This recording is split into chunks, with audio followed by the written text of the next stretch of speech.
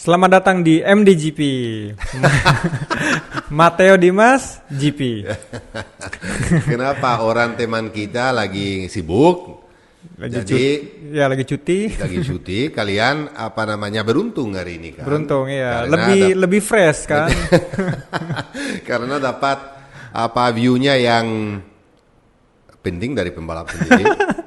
Karena dua-duanya pernah balap, jadi jadinya kan mungkin view-nya sedikit berbeda dan justru bagus hari ini karena banyak yang kita harus bahas, apalagi di Superbike. Superbike karena baru minggu lalu. Terus yang seru juga ada testing di Misano. Ya, itu agenda hari ini. Kita bicara soal Superbike dan kita bicara soal testing di Misano karena pasti orang di rumah semuanya mau tahu banget tentang apa yang terjadi atau apa yang baru. Mereka tes semuanya. Dan selain itu mungkin kita bicara sedikit tentang Dimas punya rencana ya masa depannya. Jadi kita mulai dari Superbike ya Dimas. Boleh. Jadi teman-teman tenang aja, ini tetap MSGP, mungkin tahun depan akan jadi MDGP beneran. Karena sekarang saya juga punya channel YouTube kan, Dimas Eki 20.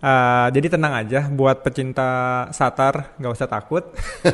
Karena kontraknya masih sampai tahun ini, nggak tahu tahun depan. Kalau dia nanti nonton ini itu rambutnya bisa jadi semua. Kan dia lagi liburan nih, mau gitu cepet-cepet pulang sih. Iya pasti, dia udah ini, dia swimming. Oke. Kita mulai dari mungkin saya bisa bikin introduksi. Oke, boleh.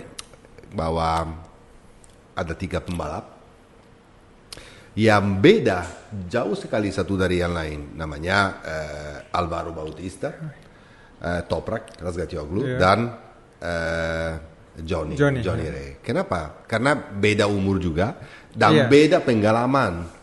Beda sekali. Misalnya Toprak kita tahu semua ya, datang selalu dari nggak pernah di MotoGP atau di kelas Moto3 atau Moto2 dari Superstock ya. 600. Kalau Bautista tahu sendiri ya, kita nggak usah bahas, dia dari kelas 125 250 MotoGP.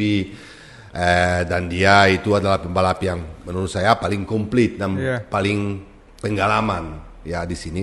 Dan Johnny itu 6 kali juara dunia, datang justru dari Superbike terus, di mana dia punya pengalaman di situ yang luar biasa. Dan karakteristik tiga pembalap ini sangat berbeda. Sama dengan motor yang mereka naik. Beda semua. Satunya kan dari Itali dan 2 dari Jepang. Satu Yamaha, satu Kawasaki. Dengan karakteristik berbeda, dengan cara membawanya juga berbeda. Dan riding style-nya mereka sendiri juga beda semua. Beda sekali. Oke, kita langsung start mungkin dari kemauan mereka juga sama sebetulnya. Cuma satu yang sama kemauannya. Mereka tiga-tiganya mau jadi juara dunia. Bautista karena tahun 2019 waktu kelihatan dia itu bisa jadi juara dunia dengan Ducati. 11 race pertama dia menang semua, habis itu dia struggle banget dan gak tahu apa yang terjadi dan bisa kalah lawan Johnny. Tahun lalu dia di Toprak juara dunia dan dia mau juara ulang karena dia mau back to back pasti. Nomor 3 itu adalah Johnny yang tahun lalu dia harus turun, nggak jadi juara dunia, dan tahun ini dia maksa diri untuk comeback lagi ya. Jadi ini Championship Superbike sebetulnya Dimas itu sangat menarik menurut saya. Karena apapun yang terjadi kemarin nanti kita bahas dari your point of view juga. Karena Dimas kan lebih tahu daripada saya karena pengalamannya balap juga di mana-mana udah ya. Kita kalau harus analisa itu sebetulnya start dari race 1 di mana God ini kan tiga-tiganya God ini. God ya, dalam artinya nggak usah dibanding sama God beneran. God baik ya ini sebetulnya bikin kesalahan sendiri atau ada yang bikin salah. Betul. Kesalahan pertama dari Toprak sebetulnya dia technical failure karena dia punya masalah di brake level. Di mana dia bilang, dia kelihatan kemarin dia benar karena waktu balap di race 1 saya perhatikan bahwa dia beberapa kali adjust dijauhin lagi mungkin kamu bisa explain kepada orang di rumah apa itu. Jadi kalau di balapan ya, khususnya kan balapan motor itu pengeremannya 100% full front, hampir semuanya full front brake. Dimana kan misalnya dari motor superbike yang lari 300 lebih gitu kan kemarin di streetnya, terus ngerem sampai 70 km per jam atau 60 km per jam, berarti kan kinerja si kalipernya di brake-nya ini benar-benar full panas ya kan Om. Nah jadi itu ada, kalau teman-teman lihat di kiri, di handlebar kiri tuh kayak aja adjustable buat adjust si brake lever.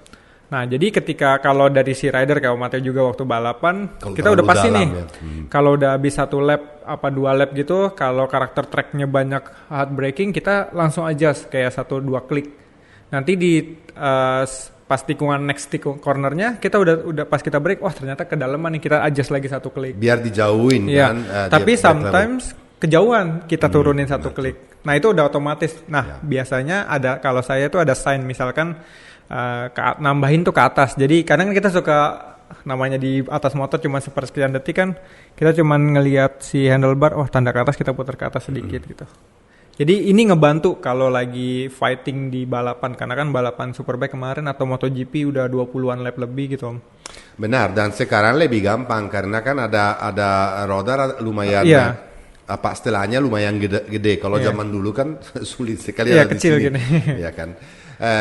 Jadi apa yang terjadi kemarin, dia punya masalah itu dan setiap tikungan brakingnya beda-beda. Makanya dia di tikungan 13 lock dan dia harus keluar di situ kan. Dia jatuh karena gravel. Karena gravel dalam ya. Terlalu dalam ya, jadi jatuh dan dia kehilangan posisi meskipun dia balik lagi dan masih selesai di point 8 besar ya. Apa namanya? Tetapi ya kehilangan kesempatan di situ malah Alvaro Bautista jadi juara karena di lap kedua selain Toprak yang jatuh Johnny Rea bikin kesalahan, masuk dia ke pit ya. Balik lagi tapi dia selesai point. Di situ Alvaro ambil kesempatan yang sangat sempurna untuk dia karena nomor 1 itu track itu bukan tracknya Ducati. Ya, dan tracknya di mana biasanya Toprak sama Ray itu mereka berdominasi, ya. Strong dari dulu di situ. Dan di situ apa Alvaro bisa menang, dia fight lawan kondisi ada setengah basah ya dan lumayan sulit. Yang leading Redding lumayan bagus, tapi lama-lama makin kering sih didekatin sama Alvaro take over dan dia juara. Hari itu Alvaro leading 58 poin, bro. Iya, sebelum dan dari Toprak ya. Jadinya coba kamu pikir ya, Toprak ini punya mental sangat strong. Strong banget. Kalau siapapun pembalap, tinggal beberapa race lagi, 58 nilai, di track di mana seharusnya dia menang, dan mungkin juga Toprak bisa menang kemarin kalau nggak ada masalah technical failure itu. Dia harus tidur malam itu, siap-siap diri untuk besoknya karena ada Super Bowl race dan sama ada race 2, dan dia harus balas dendam. Di mana di dalam mental kamu ketinggalan 58 poin, lawan bukan kaleng-kaleng. Iya. Kalau pembalapnya biasanya gimana bisa lakukan itu?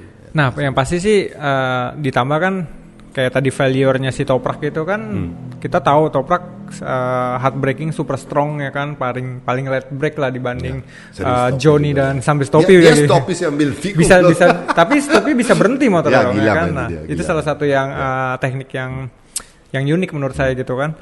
Nah, kalau kayak case-nya kayak Toprak gitu, tapi dia tuh saya tahu dia punya, saya pernah ketemu dia di Barcelona waktu tahun 2021. Saya datang ke sana, waktu itu ada Gala Hendra juga kan di WSS. Kita ngobrol, orangnya nice banget, terus juga komunikasinya nice, bisa sharing, bisa ngobrol-ngobrol banyak hal. Dan yang saya tahu dia tuh fit banget. Dan fitnya itu ngebuat mental dia itu super. Plus dia kan dilatih sama juara dunia 5 kali. Itu baru saya mau bilang, kamu pinter. Kenan Sofoglou. Sama Kenan Sofoglou kan. Dia, kamu tahu lah sekeras apa itu orangnya. Berarti dia pasti malam itu juga kerja keras sekali sama Toprak untuk bilang, belum selesai ini. Kan race-nya masih karena Superbike beda dari MotoGP, bro. Karena setiap weekend ada 3 race. Betul. Ya kan, poinnya banyak. Iya. Sabtu race 1, hari Minggu ada Super Bowl race yang menentukan untuk starting di race kedua. Benar sekali. Yang saya suka dari Toprak, maksudnya dari Kenan Sofoglou juga, didikannya serta sama fansnya orang Turki itu benar-benar yang kayak Tentara. Jadi kayak di sirkuit manapun tuh mereka ada gitu loh. Ya, benar Jadi sekali. ketika maksudnya di situ mungkin yang ngebantu. Jadi ini pentingnya nih, maksudnya saya sebagai pembalap ketika waktu ada support dari Kayak fans dari orang keluarga, Indonesia yang datang gitu atau yang nonton kayak waktu di Sepang gitu kan yang dekat dari Indonesia. Itu tuh nambah motivasi, semangat dan fisik loh, secara mental gitu Ya, kita benar. sangat-sangat termotivasi gitu kan. Nah itu mungkin yang saya rasain di posisi Toprak kemarin, karena banyak banget bendera Turki loh kemarin di Benar sana kan. sekali, dan bayangin aja di Masari besoknya di Super Pole Race dia menang dengan race yang bisa dibilang sempurna karena dia juga pintar sekali. Dia tahu antara sebetulnya kan Alvaro dekat sekali dan Iya. bikin kesalahan, hampir ditabrakan, Iya. bikin kesalahan sampai Fairing apa kanan. namanya winglet yang kanan kan Iya. copot. Iya. Ya, jadi apa namanya dia itu lose posisi juga dari Toprak, Johnny ya. dari Johnny Rea Ah, juga sempat kan. dari Johnny, jadi ya. jadi dia harus balik fighting kembali sama Johnny dan Toprak tahu bahwa itu adalah momentum untuk kabur. Kasih gap ya. Kasih gap. Di situ dia kasih gap. Nah, itu mental yang sangat luar biasa dan di situ menang. Meskipun tinggal dia tuh Alvaro luar biasa bisa overtake Johnny lagi. bikin Johnny super frustasi. Sorry Iya. to say that karena Johnny frustasi sekali karena waktu di Super Pole dia bukan cuman lawannya bukan cuman apa namanya Toprak juga tapi ada Alvaro dan Alvaro leading dan Alvaro jauh sekali dari Dari apa namanya dari Johnny, Johnny ya. juga kan dia overtake dan Johnny ketiga. Nah di situ Johnny mulai di situ jadi panas menurut saya. di race 2.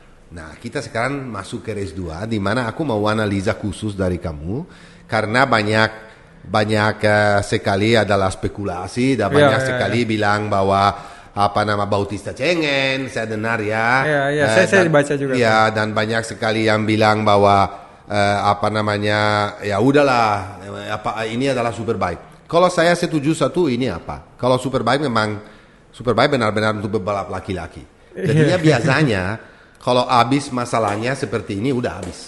Nanti race berikutnya nggak ada lagi, nggak ada balas dendam atau apa. Malah lebih fight lagi, lebih keren lagi lebih keren fightingnya, lagi ya. fightnya. Jadi kita berharap bahwa masa depan. Tapi saya mau analisa dari kamu sendiri, gimana manuver dari Johnny ini. Nanti Alvaro, aku juga mungkin boleh. setuju atau enggak. Nanti kita lihat. Aku mau tahu dari itu kamu. Kamu Jadi, analisa dari perspektif pembalap. Jadi itu kan sebelumnya di corner sebelumnya itu momen di mana Toprak overtake Alvaro. Jadi membuat Alvaro cornering speednya agak sedikit turun kan. Dan itu Johnny ngelihat peluang itu karena dia kan ambil racingnya agak keluar sebelum itu kan. Tapi ketika dia ambil agak keluar kan dia nggak bisa untuk tarik ke dalam untuk overtake langsung ke akselerasinya dengan si Ducatinya Alvaro gitu. Jadi dia nge-short cut motong jalur. Tapi kita tahu juga kalau tikungan yang sekecil itu, speednya seslow itu nggak akan mungkin gampang dimasukin dari sisi dalam kan. Nggak mungkin, karena Jadi, kamu pasti keluar. Nah, atau kalau terlalu kencang datanya jatuh bisa kan. Low side karena kan maksa untuk nge-front depan kan. Nah, sedangkan kita tahu tracknya yang di situ cornernya itu nggak besar, maksudnya nggak ada run off yang langsung run offnya tuh langsung apa sih namanya batu-batu itu loh yang gravel kan. Nah, momen ketika awal kontak itu kan motor, kalau teman-teman lihat nih motornya si Johnny kan masih miring. Tapi ketika dia tahu ada si Alvaro, dia pick up sedikit tuh. Benar. Tapi Nah, kalau kita tahu kalau kita pick up sedikit kita ngelihat gitu. Kenapa pick up sedikit? Karena dia tahu ada Alvaro.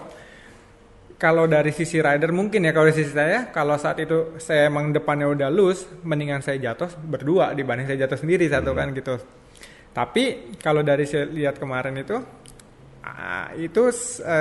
kalau dari sisi saya Johnny kayak ngelihat oke lah saya mau mungkin si Alvaro bisa bantu saya untuk braking stopping the bike, tapi momennya karena di overspeednya lebih kencang dan Alvaro udah mulai braking, dia ditabrak di bagian tangan kanannya di posisi braking, kena handlebar yang pasti udah karena lagi posisi ngerem nih om disnya pasti ditekan dibuang ke kiri pasti dia pasti jatuh. Jadi kalau dibilang sengaja ya mungkin Johnny lihat ini kesempatan untuk ngautin Alvaro ke gravel karena di gravel di situ kan dalam. Banyak yang nggak bisa lolos dari situ.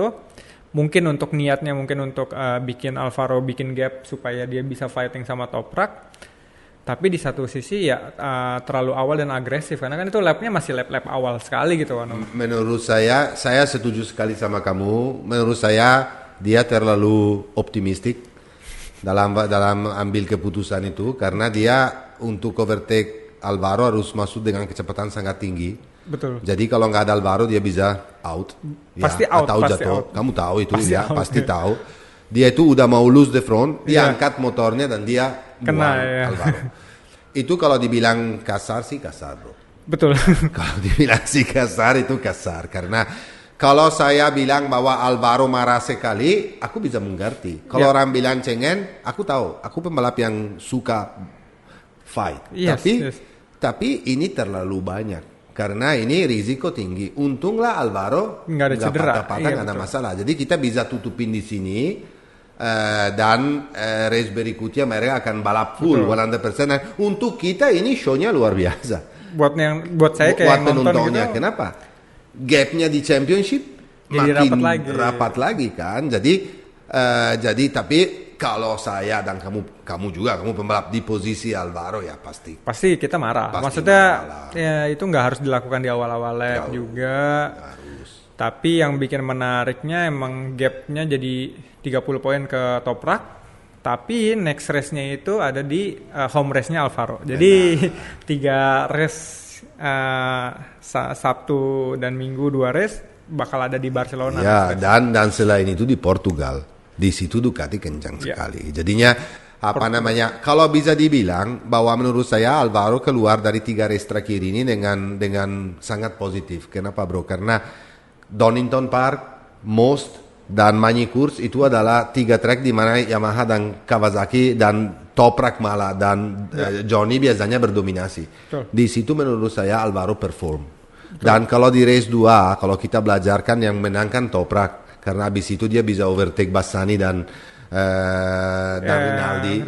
Dan dia bisa menang.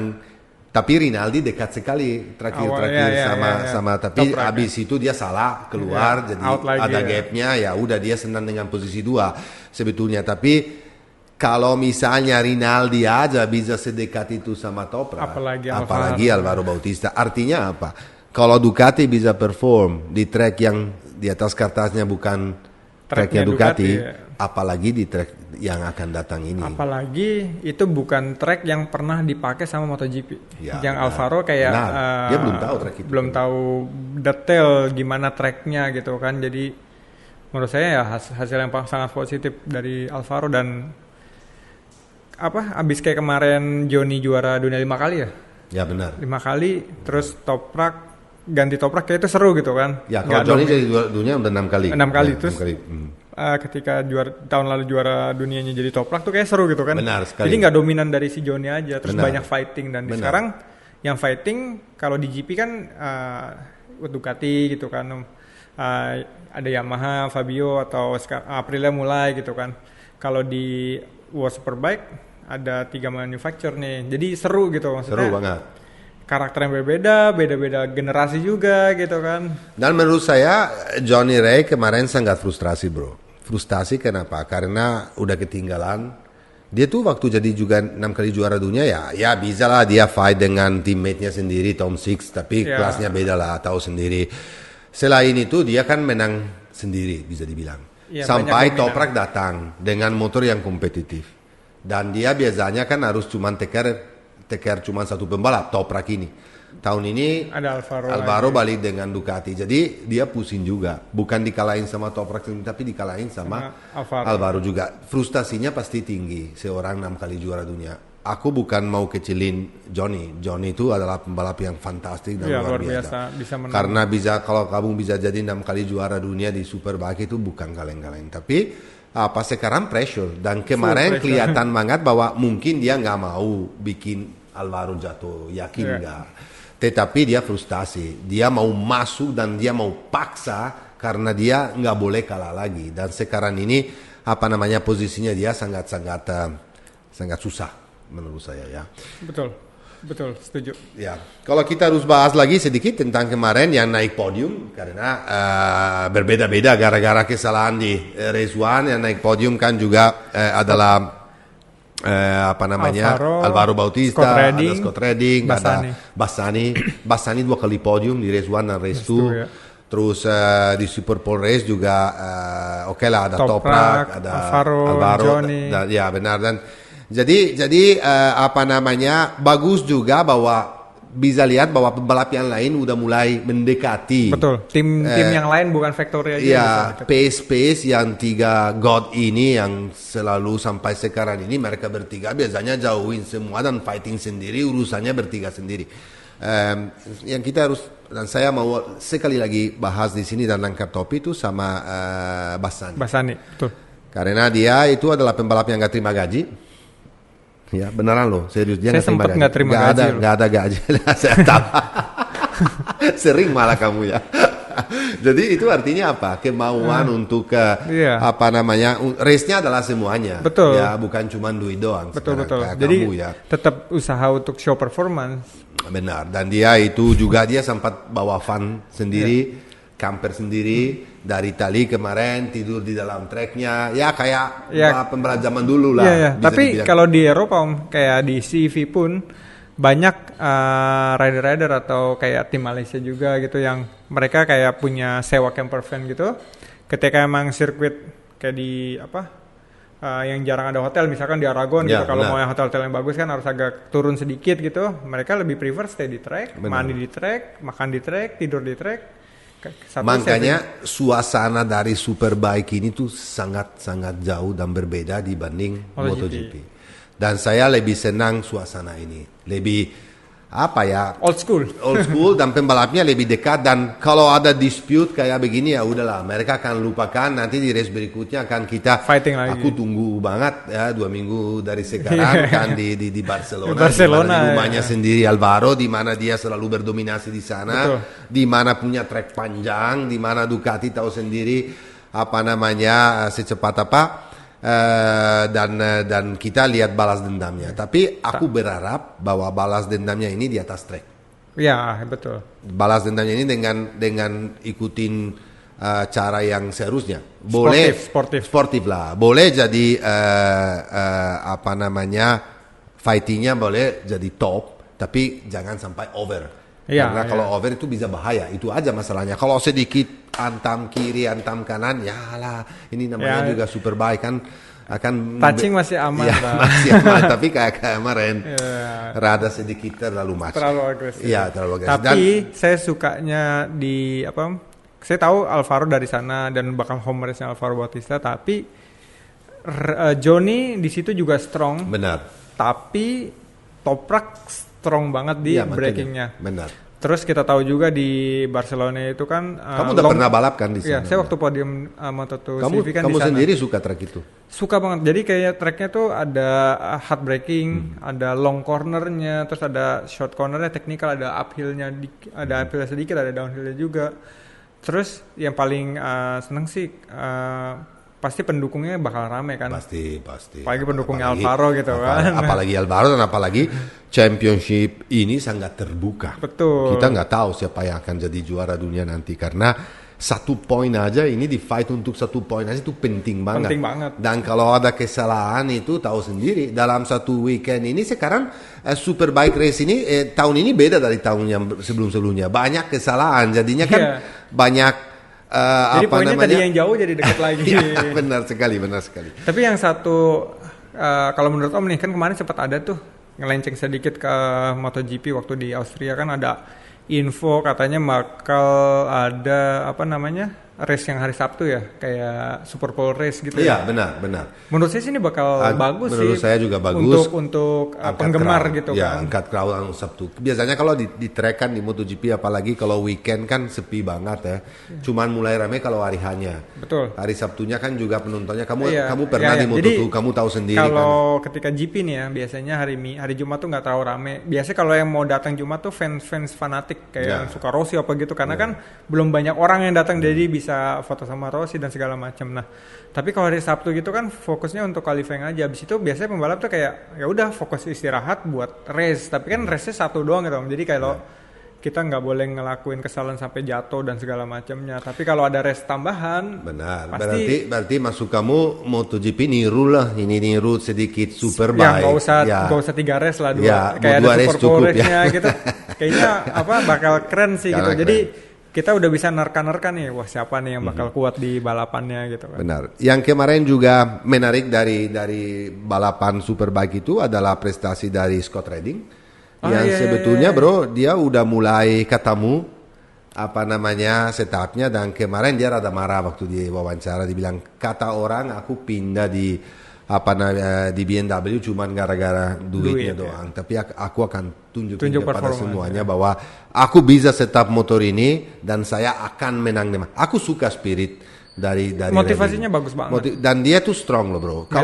Kalau kamu pergi balap di BSB di British Superbike dan kamu bisa jadi juara di sana, itu nggak gampang. Apalagi itu orang sakit jiwa semua loh bro. Sirkuitnya kecil, ada jumpingnya. Bahaya sekali. Kecil, jumping, aspalnya nggak selalu sempurna. Dia 3 race juga. Makanya dan di situ orang spesialis BSB, orang Inggris sendiri, orang gerada miring kayak semua ini. Kemarin kan sempat kalau teman-teman lihat akunnya Toprak atau World Superbike kan ada visit ke BSB kan, dan Toprak cobain loh jumping. Dia loncat malah dia bisa. Makanya dan Redding ini bagus lah bro. Redding ini saya rasa bahwa tahun depan mungkin ada tambahan lagi dari satu orang. Dan satu lagi yang finally kemarin bisa perform adalah Rinaldi. Michael Ruben Rinaldi pressure gede banget bro, karena ada gosip mau diganti sama Bassani. Tapi ternyata kayaknya diperpanjang lagi kontrak sama Ducati, dan dia kemarin bisa perform. Dia bisa udah lumayan. Ini sebetulnya pembalap ini potensial. Pembalap ini punya speed. Masalahnya dia konsistensi. Betul. Konsistensi Rinaldi ada satu hari luar biasa, satu hari dia ke laut. Dulu waktu dia di Go 11 itu dia lebih bagus performance-nya dibanding dia di Factory Bike, Factory Team-nya. Benar sekali. Kayak Bassani lah gitu. Malah sempat ke 1 kan. Iya benar. Tapi ketika datang dengan Alvaro, teammate fuel pressure, karena kan prestasi Alvaro kan jauh lebih konsisten dan experience-nya lebih banyak gitu. Dan satu lagi yang kita harus bicarakan soal seorang namanya Remy Gardner. Remy. Ya, yang kamu kenal juga, kamu saya tahu pernah ditabrak juga. Iya kan? Tapi jadi teman juga, tetap jadi tenang. Dia finally dapat slot. Akhirnya dapat seat untuk tahun depan bisa balap di Superbike di Yamaha GRT.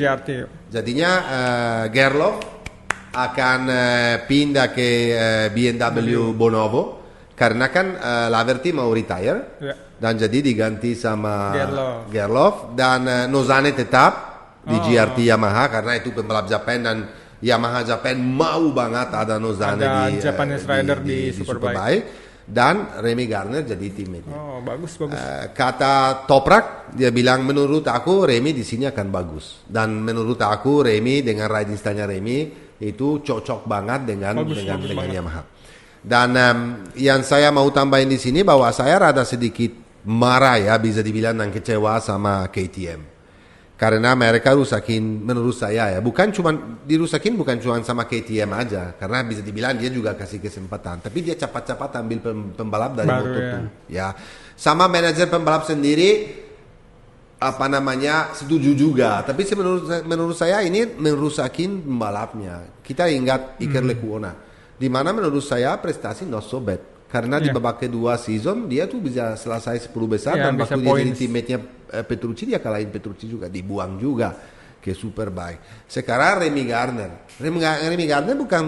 bukan kaleng-kaleng bro. Dia datang dari Moto2, dia juara dunia Moto2. Ya. Betul. Dan dia 7 kali juara di Moto2. Ya berarti udah punya pengalaman. Dan kalau dia sama Raul Fernandez, di mana mereka sangat berdominasi tahun sebelumnya di Moto2, nggak bisa perform di MotoGP, itu mungkin tanda tanyanya adalah di motornya loh bro. Karena kalau kita lihat Bezzecchi, kita lihat di Gian Antonio pakai motor yang berbeda, di mana mereka selalu kalah sama Remy dan Raul Fernandez di Moto2. Di situ mereka jauh lebih bagus bisa perform. Sementara dua orang ini naik Ducati.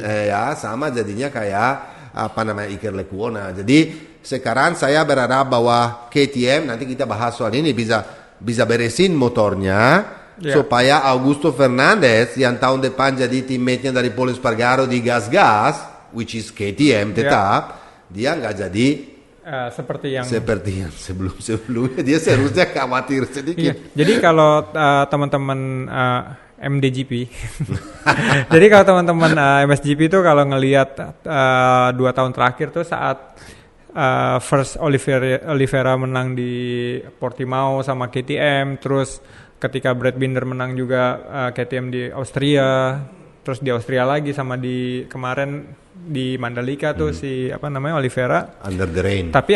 Tapi ke sebelumnya kan ketika itu Ducati itu belum se-strong sekarang gitu kan. Aprilia juga belum se-strong sekarang.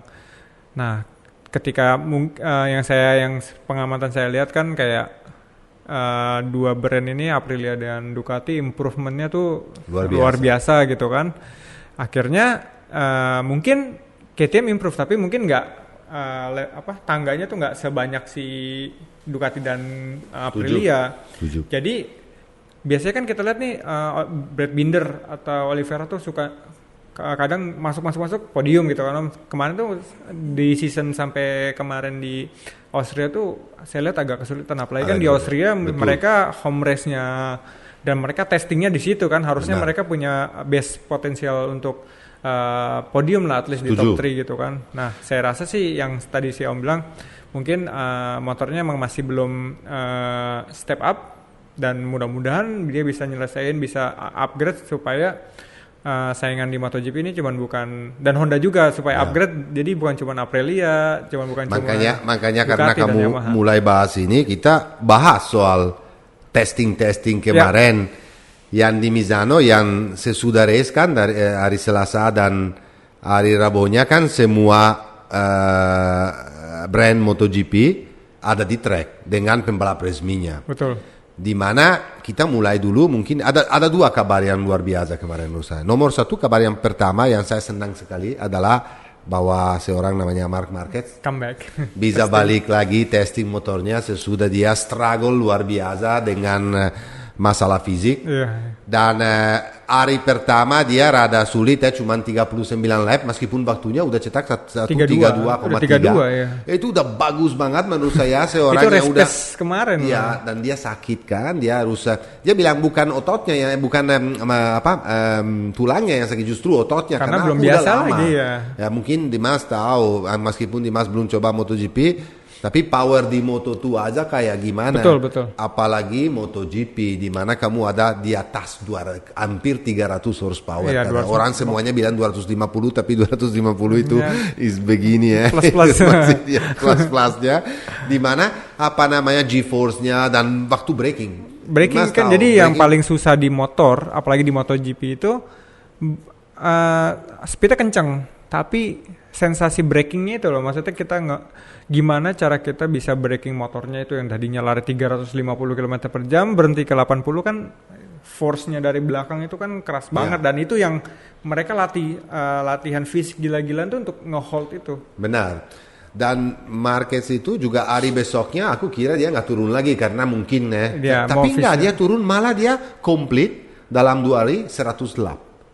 100 lap ini sama kayak 100 hari. 100 hari itu adalah balapan terakhir Marquez. Iya. 100 hari yang lalu sebelum dia balik lagi ya. Jadi itu adalah menurut saya adalah kabar yang berbeda. Nanti kita bahas apa yang Honda coba, tapi balik lagi ke Yamaha karena kemarin finally itu top speednya paling atas. Top speednya paling kencang kemarin dari engine baru ini. Yamaha, dari engine 2023 ya. Chassis ya. Ya, mereka ganti, ada improvement di chassis, ada improvement jelas sekali di fairing, tapi yang nomor 1 improvement yang ditungguin dari dulu dari Mr. Fabio itu adalah top speednya. Dia paling kencang dan dia break lap record. Kemarin waktu di testing Fabio Quartararo break lap record lap time di Misano. Di lap time di Misano. Jadi dia senang sekali kemarin. Too bad ini kabar yang gembira untuk tahun depan, tapi kabar yang buruk bahwa dia nggak bisa pakai mesin ini untuk di sisa race, karena ini semuanya untuk tahun berikutnya. Jadi bisa dibilang bahwa Yamaha kerja keras sekali sesuai dengan perjanjian sama Fabio. Waktu Fabio goyang kan dia awal-awal season kan dia nggak yakin mau perpanjang kontrak atau gimana, dan kalau dia nggak perpanjang salah, karena Yamaha adalah perusahaan yang pasti akan berikan kepada pembalapnya the best, karena mereka biasa menang juga dengan Rossi dan Lorenzo sebelumnya, dan dengan Fabio juga juara dunia, dan tahun ini dia masih leading championship, masih leading 30 poin, meskipun motornya tuh nggak se-level yang lain, tapi Fabio extraordinary, jadi belum selesai, bisa aja di juara dunia.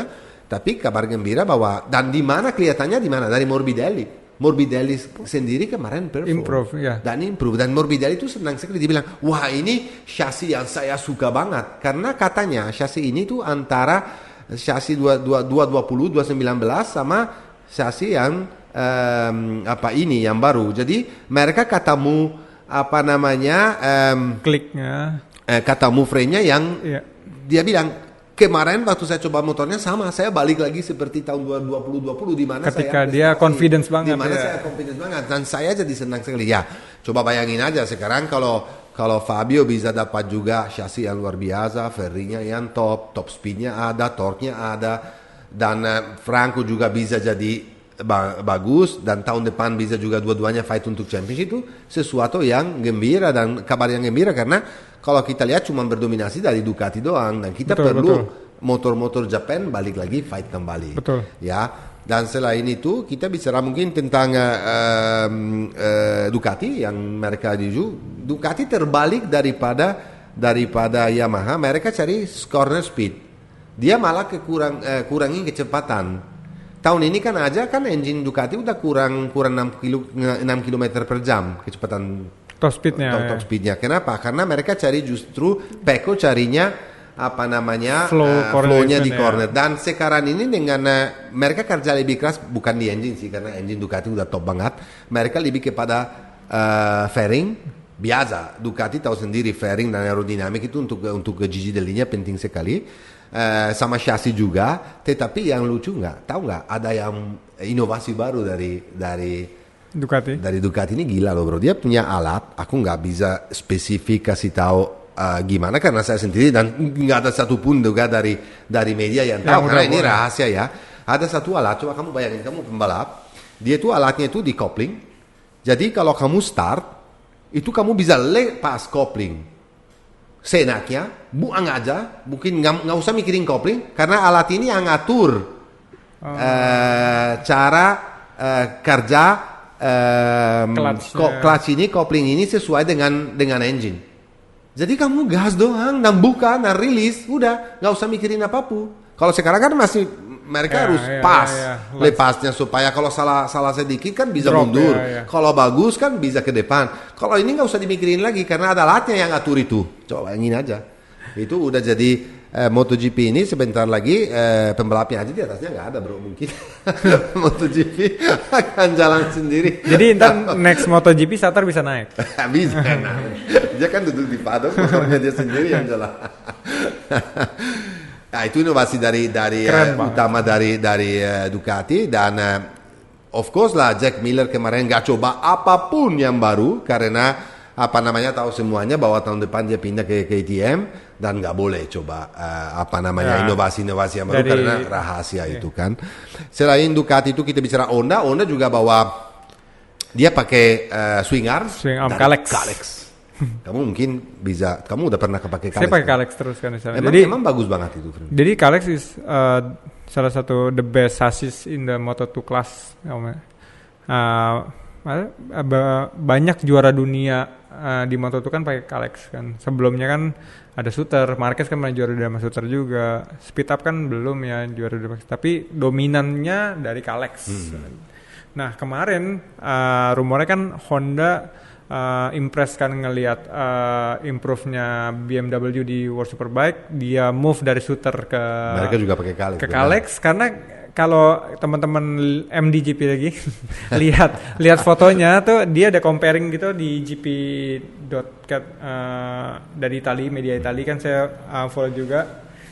Lihat jadi ada fotonya di BMW-nya Scott Redding, terus kemarin si Marquez test sama swing arm-nya Moto2 Kalex. Arahnya semua sama. Sama, mirip. Cuman beda mungkin karena MotoGP ada sedikit panjang, karena kan torque powernya gede banget, Benar. dia nggak bisa terlalu pendek kan. Berarti buat dari stability-nya. mungkin dari rigidity ya, apa namanya bahasa Indonesia, dari kekerasan dari komponen, ya bisa. Flexnya supaya mainnya. Nah ya. itu beda, mungkin lebih tebal karena apa namanya torque-nya dari engine jauh lebih gede, jadi kan nggak sama persis kayak di Moto2, tapi arahnya atau bentuknya ya bisa dibilang karena sama. mungkin Honda juga ngelihat dominannya Kalex di Moto2, terus juga apa namanya di Moto2 kan pasti cornering speednya lebih kenceng dibanding MotoGP. Mungkin karena saya nggak tahu dulu sebelumnya Honda apa pernah kerja sama dengan Suter, tapi yang pasti karena improvement dari squad riding dan BMW-nya bisa benar-benar ganti, katakan dibilang di apa namanya di banking pointnya itu kan benar-benar gripnya tuh lebih ada dibanding yang apa namanya swing arm sebelumnya kan yang dia pakai Suter itu kan.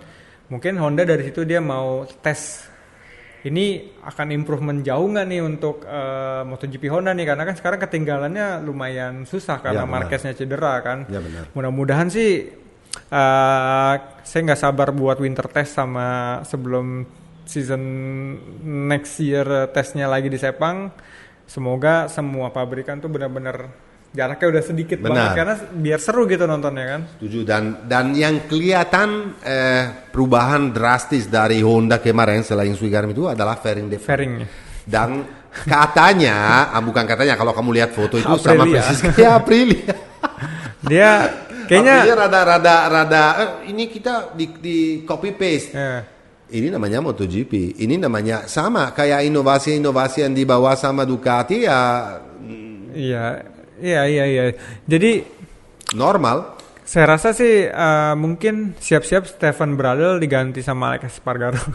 Jadi test ridernya Honda mungkin ya.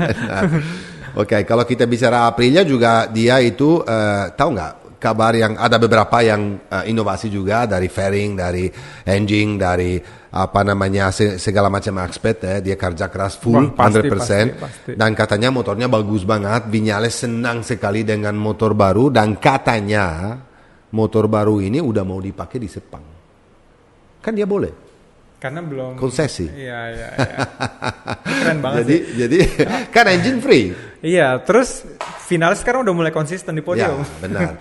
Kalau misalnya Quartararo atau Marc Marquez atau pembalap yang lain mau pakai inovasi-inovasi mungkin yang lainnya yang boleh dilakukan, mungkin dia juga bawa. Tetapi kalau engine nggak boleh sama sekali kan mereka seal. Iya. Kalau yang satunya yang masih punya konsesi tahun ini yang udah hilang sebetulnya untuk tahun depan ini adalah Aprilia ya. Jadi apa namanya ada gosip bahwa Aprilia bawa motor yang lebih bagus lagi untuk di Sepang. Dan oke lah, kalau kita harus bicara soal KTM, dia juga bilang kemarin, Berrier bilang, wah kita harus improve di braking, harus improve di corner speed, dan harus improve di akselerasi. Oke, semua aspek. Artinya dia kerjain juga semua aspek. Dan kemarin kan tester Dani Pedrosa kencang. Itu dia baru turun itu dari zaman kapan dia nggak turun, dia cuma testing doang, ya kemarin bisa perform ya, makanya 32 juga. Saya juga wow bilang itu si orang dari aku no doubt he is a champion, he is a legend ya. Tetapi ya dia coba chassis baru, swing arm baru, engine baru, fairing baru, apa namanya bagian fairing belakang juga lebih kecil, lebih ramping karena mereka perlu cari manuver yang lebih lincah di dalam tikungan. Jadi KTM juga berubah total kemarin. Kita lihat, dan kalau kita harus bicara soal Suzuki sebetulnya nggak ada apapun karena apa namanya nggak akan balap lagi. Tapi ada satu positifnya, ada Agerter ya, Agerter yang testing motornya dan bisa di 133. Not bad. Ya, artinya 133 pembalap dari Supersport, champion Moto E. Ya, tapi benar. Itu ya infonya kan dia appreciate dari Suzuki ketika dia bisa juara di Suzuka Hours. Benar. Dan Dan katanya kalau misalnya race berikutnya di Aragon seorang John Mir nggak bisa turun, Agerter bisa balap. Katanya ada gosip begitu. Aku nggak tahu kalau itu terjadi atau tidak, tapi gosipnya. Iya, sudah terdengar di mana. Jadi kita udah bicara soal Yamaha, udah bicara soal Ducati, udah bicara soal Aprilia, udah bicara soal Suzuki, Honda pasti, KTM juga. KTM juga. Apa namanya? Superbike juga. Superbike juga. Udah semuanya saya rasa udah komplit hari ini. Jadi apa boleh bilang ya? Bilang bahwa terima kasih banget untuk Dimas untuk bisa datang di sini dan aku mau bicara mungkin sedikit tentang kamu deh. Boleh. Mungkin ya kita tutup dengan kamu. Apa ada rencana? Karena kan kita udah tahu semua Dimas sudah pernah di CEF, di mana juga pernah podium di CEF. Dimas sudah pernah di Moto2. Terus rencana masa depan Dimas kayak gimana? Jadi dari kemarin tuh dari tahun lalu sih sebenarnya kan ada rumor yang terakhir tadi tuh yang seperti pembalap tidak dibayar itu. Jadi saya sudah coba juga sama tim untuk mencari timnya sih sebenarnya sudah ada Om. Kalau Stylo kan mau welcome untuk kita mau race di CV pun bisa. Ada optional juga di World Super Sport, tapi kita juga ngelihat beberapa tim di World Super Sport seperti Van Bros dan lain-lain. Kita lihat opportunity yang kira-kira masuk gak nih budgetnya, karena kan nyari sponsornya juga. Super Sport pasti jauh lebih mahal daripada CEF kan? Atau tidak? Lebih mahal dari CEF, tapi jauh lebih murah dibanding Moto2. Oke. Dan opsionalnya saya pengen ngelihat kayak bisa nggak sih kayak Dominic Argeter gitu kan, Moto2 plus Super Sport. Moto2 juga, apalagi tahun depan Moto2 semuanya Ducati. Nah terus kemarin saya cuman iseng kan kontak beberapa tim lah yang kita kenal. Ternyata dia masih dibilang karena motor tahun depan ganti, jadi kita masih nge-hold nih ridernya. Tapi sekarang masih coba lihat opportunity ke beberapa tim kayak di Moto2 gitu loh. At least kalau kamu pribadi maunya apa? Sebenarnya maunya dari kalau kamu harus pilih antara CEF, oke lah lupain Moto2 mungkin ya, Moto2 dunia. Let's say CEF, Super Sport atau Moto2? Super Sport. Karena Super Sport kita lihat tahun ini kompetitif dan banyak juga bukan ya kayak rider-rider dari Moto2 yang ke situ, dan di mana mereka juga waktu itu juga fighting, saya bisa fighting lawan mereka gitu kan. Terus race-nya juga banyak, ada 13 race, dan di mana di WSS track yang bagus banget lagi. Iya, WSS. Ada yang kamu nggak tahu ya tracknya? Kayak kemarin Mini Course gitu-gitu. Banyak banget yang nggak tahu sebenarnya Imola gitu kan. Tapi tahun depan Imola katanya nggak ada. Tapi ada gosip bahwa tahun depan Superbike itu malah mau race di Vallelunga. Kamu nggak tahu? Vallelunga itu di Rome, dekat Rome. Aku pernah balap di Vallelunga. Wah, tapi mobil. Aku tahu banget Vallelunga, dan itu perlu biji besar karena turun dari straight yang belok ke kanan, terus ke kiri, terus namanya Cimini 1 dan 2. Itu yang turunnya itu dari lurusnya nggak lurus, lurusnya begini, terus begini turun, terus begini, terus kanan. Waduh, itu scary. Seram banget. Jadi waktu tahu kayak ada istilah di Italia tuh di Mugello ada Arrabbiata 1, Arrabbiata 2 itu ya harus biji besar juga kalau di situ. Tapi baik lagi sih, mudah-mudahan ya kita tahu nih udah September Om ya, dan nggak gampang kan nyari sponsor juga. Tapi mudah-mudahan kalau ada rezeki saya bisa balapan. Saya masih pengen balapan at least di Super Sport or ya Moto2 or CEF. Tapi kita nggak tahu maksudnya supportnya bisa cukup atau enggak. Tapi itu yang arah saya sekarang nih. Jadi I wish you all the best. Yes, thank you. Supaya Dimas bisa balap lagi, dan saya berharap bahwa Dimas bisa balik lagi. Amin. Bawa acara sama saya, karena dari technical point of view kamu very good. You know? Jadi untuk nextnya Satar mungkin akan akan di rolling kalau dia liburan gitu kan. Tapi kalau nanti teman-teman bisa komen aja Satar baiknya diganti atau enggak untuk tahun 2023. Jadi nanti hashtag ganti Satar. Bercanda. Ciao. Ciao. Bye.